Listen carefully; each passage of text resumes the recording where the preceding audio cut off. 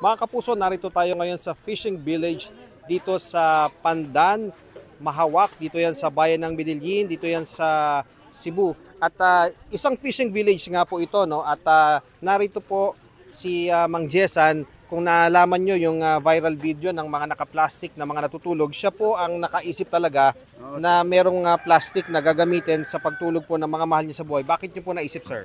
Naawa lang ko sa kanila, sir. Kay mabasa sa ulan, sir. Nya paglapok pa ang ni ano yon? Nakaupo lang lapok. Oo. Kumako ng plastic para masipti naman ang kanilang katawan, sir. Oo. Okay na mabasa ang paa. Ang kuwan lang ang Katawan. katawan lang, importante ang katawan. Oo. Sige. Pero ngayon, hindi na sila nagpa-plastic, may trapal na kayo. May tent na kami, sir. Okay. Isa ka tent, laki-laki man ang tent namin.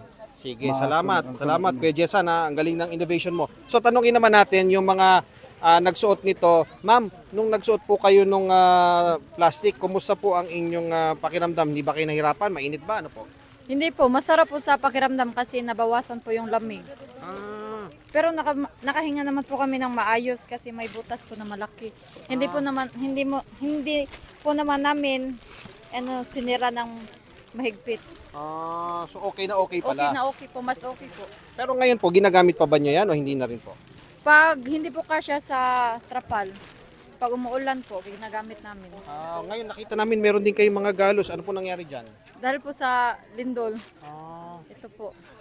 Sa kabilang pala kayo sa naging biktima. O sige ho, mag-iingat po kayong lahat.